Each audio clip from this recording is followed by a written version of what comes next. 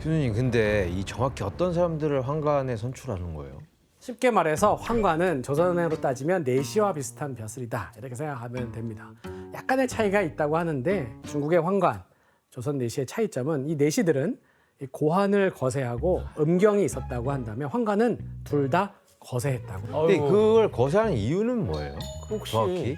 아니 뭐 궁녀들이랑 놀아낼 수도 있잖아요. 그것 때문이에요? 일단 기본적으로는 일단 남성으로서의 역할을 사실은 상실하게 되는, 예전에 인간을 남성과 여성으로만 봤는데 남성도 아닌 여성도 아닌 그런 존재를 만드는 거죠. 살아갈 의욕을 잃는. 네, 그래서 사실은 두 사람을 연결시켜주는 고리를 만들어 주라고 그런 존재가 필요했고 그런 면에서 형벌을 만드는 겁니다. 근데 뭐 황관을 뭐 어떻게 공포 정치 수단으로 활용한 거예요? 황관할 때 이미지가 별로 힘도 별로 없을 것 같지 않아요? 그쵸, 이게 아무래도 좀. 네. 아니, 근데 황관이 무서울 것 같긴 해요. 왜냐면 잃을 게 없거든. 영락제는 황제에 오른 순간부터 지금 어마어마하게 많은 신하들의 반대를 경험했지 않습니까? 그런데 반면에 황관은 어떻게 했어요? 자기의 말을 잘 들었겠죠. 들어주죠. 맞아요. 특히 이때 황관들로 만들어진 새로운 기구를 하나 만듭니다. 이게 엄청난 공포기관으로 성장 발전해요. 바로 동창이라고 하는 오늘날의 국가정보기관이자 비밀경찰 조직을 만듭니다.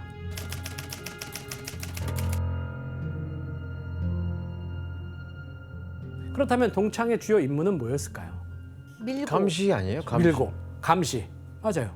바로 여러 관료들, 황족, 군인들을 일단 감시하다가 뭔가 이상한 꼬투리가 딱 잡히면 밀고 가도록 하는 거죠. 그리고 그거에 대해서 응징해 나가기 시작하는 겁니다.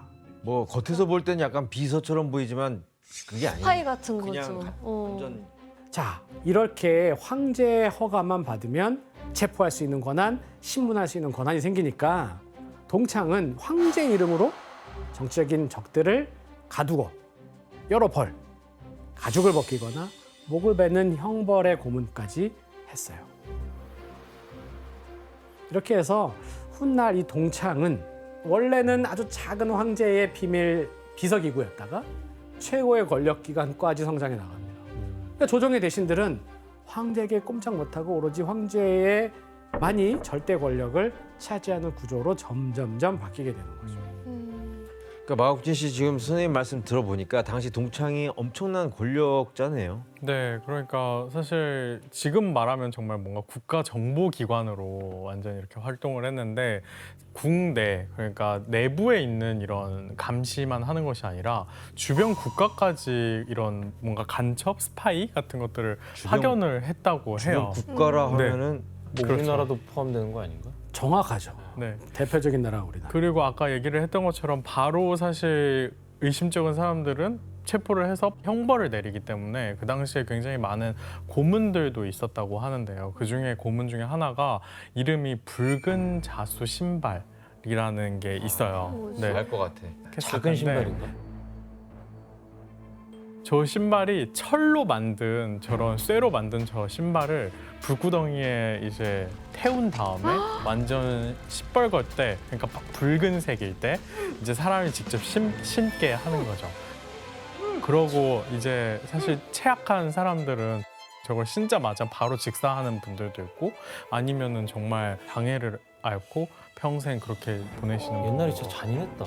있는 거죠. 자, 그러면 대체 황관은 언제부터 존재했을까요? 한참 전부터 있었을 것 같은데? 네, 우리가 사실 그 모든 걸 추정하려면 뭐가 있어야 되죠? 문자로 기록이 있어야 돼요. 아, 그러면 당시 유적에서 발견된 가장 최초의 문자가 뭡니까? 갑골 문자잖아요. 네. 갑골 문자에 한번 그런 비슷한 것들이 발견되는지를 잘 보는 학자가 있었는데 이 글자 뭐지? 하고 살펴본 거예요. 한번 보겠습니다. 무슨 글자인지. 네. 옛날 그림처럼 했잖아. 뭐야? 그거 아니죠? 자, 당신이 뭐, 생각하는 이거요? 바로 그겁니다. 네, 혹시 진짜? 어떤 뜻인지 짐작이 가십니까? 아, 전혀 뭐죠? 모르겠네요. 예. 네, 오른쪽은 뭔가 사람 같은 오른쪽. 네, 인 아니면 인. 아, 왼쪽은요? 예, 전혀 모르겠네요. 아, 그러니까 지금 말 못하는 그겁니다. 남성의 성기를 나타내고 있고 오른쪽은 절단하는 기구를 보여주는 거예요. 절단하는 기구를 보여주는 거예요. 어머나. 기원전 14세기에 각골 문자라고 하는 건 대부분 상형 문자라 그래서 어떤 모습을 보고 많이 만들거든요. 전쟁 중에 포로가 잡혔어. 근데 그 포로를 벌을 주고 싶은 거예요. 근데 그 앞에 그 사람 앞에 요 글자가 있어요. 그러니까 기원전 14세기에 황관을 만드는 벌을 해서 포로를 황관으로 만들었구나라고 추정하는 문자를 발견한 겁니다. 갑골 문자 때부터 있었어요? 네, 세계에서 가장 오래된 황관에 대한 묘사 기록이라고 볼 처음에는 수 있겠습니다. 포로들이 그렇게 됐군요. 맞습니다. 처벌로. 그래서 중국은 이제 거의 보면 한 3,000년이 넘는 황관의 역사를 가지고 있는 나라다. 와 진짜 길다. 네, 근데 그걸 스스로 하고 싶어 한 거예요? 스스로 하고 싶은 사람도 있습니다. 이제 말씀을 드릴게요. 형을 받아서 되는 황관이 아니라 내가 하고 싶은 황관이 등장하기 시작합니다. 지원자가 있다고. 지원자가. 그래서 영락제 시기부터가 특히 그랬는데 황관의 인기가 막 높아지기 시작해요. 그래서 가난한 집안의 소년들이 황제라는 권력자 밑에서 일하면서 출세할 수 있는 일약 출세할 수 있는 아주 좋은 방법으로 인식되기 시작했습니다. 그러니까 황제 바로 곁에서. 이후의 기록이지만 명나라 말기가 되면 황관을 이제 3,000명을 모집하겠다라고 공고를 했는데 무려 2만 명이 모였다고 하니까 2만 명이 모였다고 하니까 가실 거예요? 가실 거예요? 아니, 안 갈 건데. 왜 고민했지? 안 갑니다. 아, 저 시대에 살고 있다고 아니야. 생각해봐요. 저는 안 돼요. 못 살아요. 네. 자, 그렇다면 황관이 되려면 어떻게 해야 될까요? 이게 두 가지가 다 있습니다. 신체적인 조건도 필요하고 내면적인 조건도 필요했어요. 내면? 자, 먼저 신체적인 것부터 보면 황관의 뜻이 있는 10대, 20대 남성들이 어린 청년들이죠. 나라에서 공인한 전문 거세 기술자를 찾아갑니다. 이들이 바로 도자장이라고 부르는 사람들이었어요. 워낙 황관들을 지원자가 많으니까 아, 그런 전문 직업이 있었다고요? 당시 중국에서는 나라에서 공인된 기술자한테 거세를 받아야 인정해주고 황관이 될 수 있었다라고 합니다. 아 그러면은 국민 기술자. 선발된 다음에 하는 게 아니라 먼저 하고. 그럼요. 이미 워낙 떨어지면 어떡해? 떨어지면 어떡해?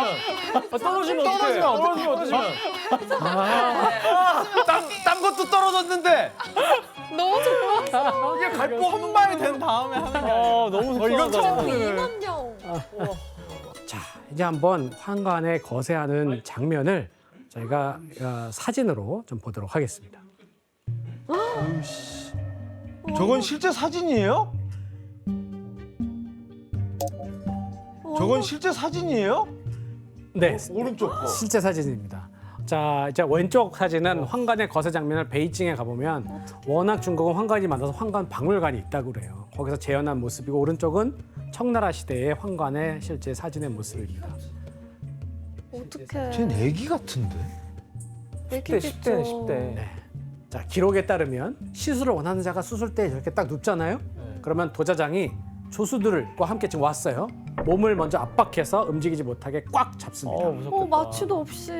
마취가 그렇죠. 어디 있어요? 마취가 어디 있어요? 네, 당시 도자장과 시술을 원하는 자는 이제부터 비밀스러운 대화를 시작하는데 그 시술이 시작이 됩니다. 자, 이 내용을 지원 씨랑 규현 씨가 한번 감정이입이 돼서 읽어주시지 않겠습니까? 아, 이게 있었어? 뭐. 잠깐만요. 몰랐네. 지금 형이 도자장이고 제가 지원자예요? 예. 바꾸면 안 될까요? 아, 지원하셨잖아요.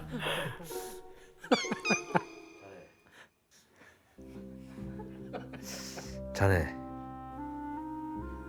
후회하지 않는가?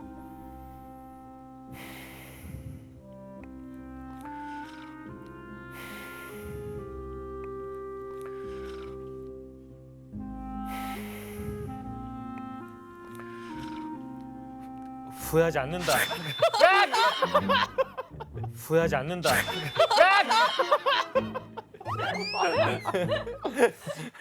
너무 잘하시네요. 너무 리얼합니다. 네, 왜냐면 후회하지 않습니다 하고 생각할 시간 주면 안 돼요. 맞아요. 말이 뱉었을 때 바로 해야 돼요. 바로 그거예요. 마음이 흔들리지 않도록. 막상 저 자리에 눕는 순간 마음이 바뀔 수도 난 있잖아요. 바뀔 것 같아. 네, 그러니까 재빨리 거세를 했다고 합니다. 그리고 소변줄이 막히면 안 되니까 잘라낸 요도에 나무 못을 딱 꽂아 놓았대요. 그런 다음에 종이에다가 찬물을 탁 적셔서 상처 부위를 덮어 놓으면 한 3일 정도 음식을 못 먹게 금식을 하게 하죠. 그 다음에 3일이 지나면 남은 옷을 빼는 순간 오줌이 쏟아져 나오면 성공해서 축하를 받았다고 합니다.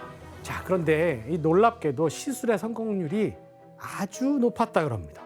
그래서 많은 사람들이 별탈 없이 환관에 등용될 수 있었다고 하는 걸 보면 그 당시 명나라의 의술이 대단했다는 걸 알 수도 있는 거죠. 원나라 때부터 이어져 왔던 고려의 공려 제도가 있었거든요. 이게 조선시대에 이르러서도 계속 악명 높게 이어집니다. 특별히 조선의 3대 왕인 태종 이방원 때는 영락제가 요청을 해서 가장 많은 공려를 보냈던 시기라고 알려져 있어요. 기록에 따르면 영락제는 고려 출신의 환관을 조선으로 파견하면서 이런 명령을 내렸다고 합니다.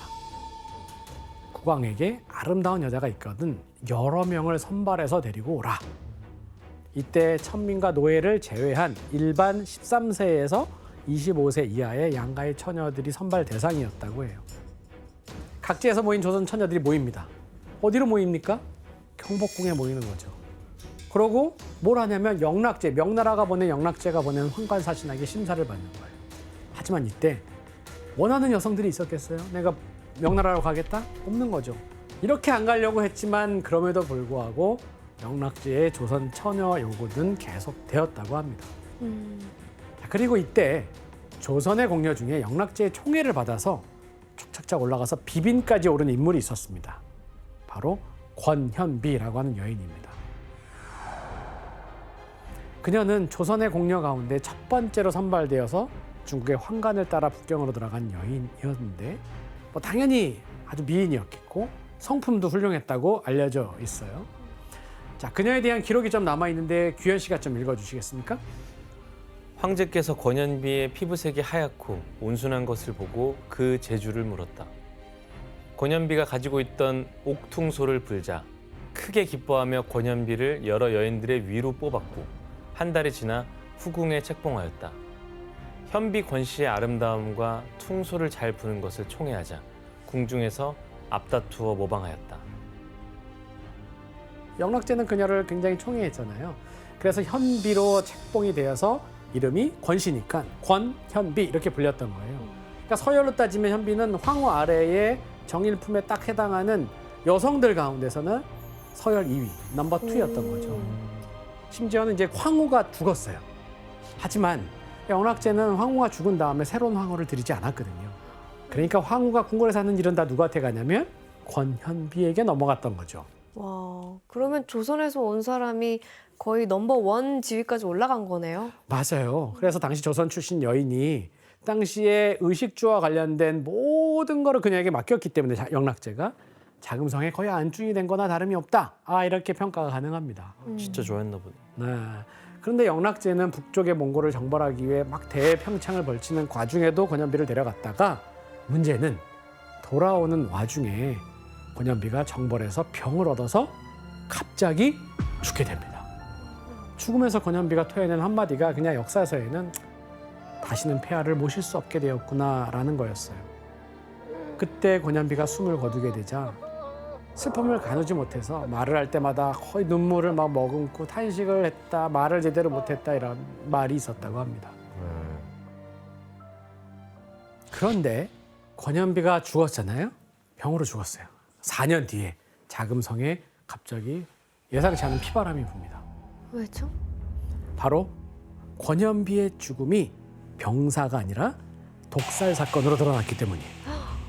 독살이라고? 사건의 전말은 이렇습니다. 명나라 상인의 딸 가운데 여씨라는 후궁이 들어왔어요. 그래서 그 후궁이 뭐라고 밝혀내냐면 권현비가 자연사를 한 게 아니라 권현비를 죽인 사람이 있는데 누구냐? 조선에서 온 여미인이라는 후궁이다 라고 하는 거를 폭로를 해버린 거예요. 조선의 여미인이 영락제의 총애를 받던 권현비를 시기해서 조선 출신 내관, 환관을 통해서 권현비가 마시는 차에다가 약을 딱 넣어서 독살했다라고 이런 주장을 한 거죠. 같은 조선 사람이 죽였다는 거네요? 그렇죠. 그래서 이때 영락제는 격분했겠죠. 그래서 조선의 여미인을 불에 담근 쇠로 몸을 지지는 형벌, 그리고 살에다가 포를 뜨는 것 같은 능지처참을 시켜서 처참하게 체형을 시킵니다. 그럼에도 막 분이 풀리지 않았던 영락제는 이 여미인과 관련된 조선의 궁녀 황관 100여 명을 모두 죽여버려라 라고 하는 잔인함을 보여주게 됩니다. 한강까지도요? 맞습니다. 자, 그런데 이렇게 끝날 것 같은 사건이 10년 후에 더 큰 피바람을 몰러오게 됩니다. 영락제가 궁녀와 황관 약 3,000명을 처형시키는 일이 벌어졌기 때문에. 3,000명이요?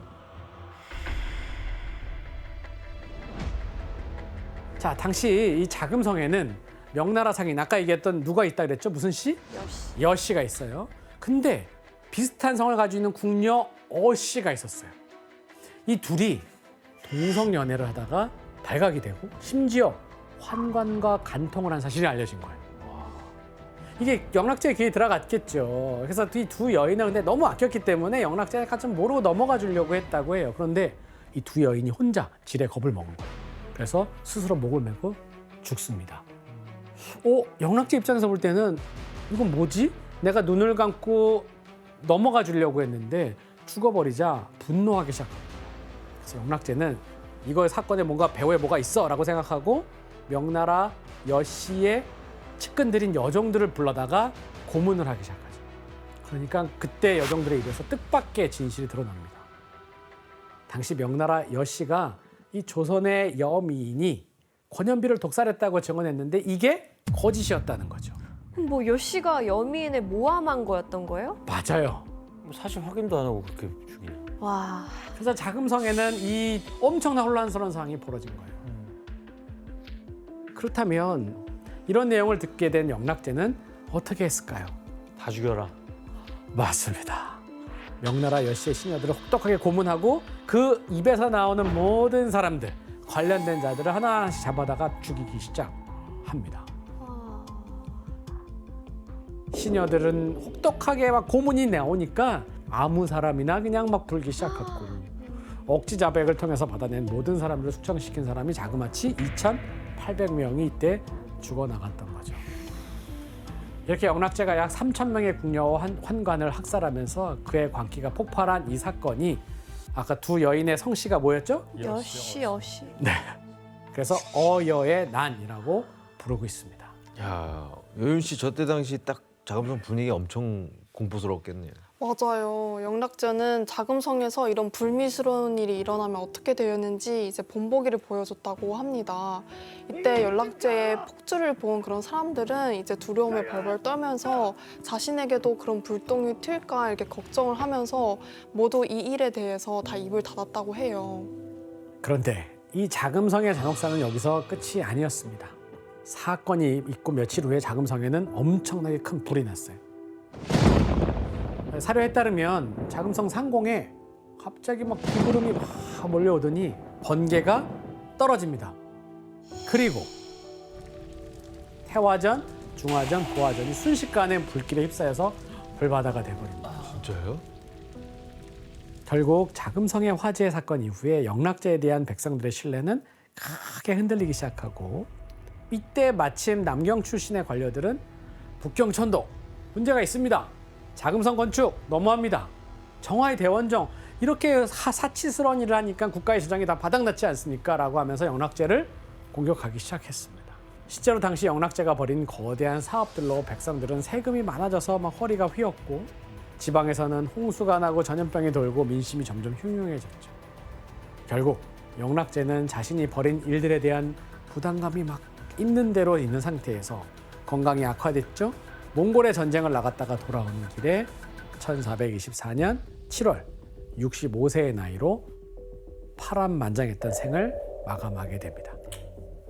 그리고 이때 조선의 공녀들을 포함한 30여 명의 후비빈들이 영락제에 능해 함께 순장되었는데 영락제는 죽을 때도 이 무고한 목숨을 앗아가는 그 최후의 모습을 보여주었다고 합니다.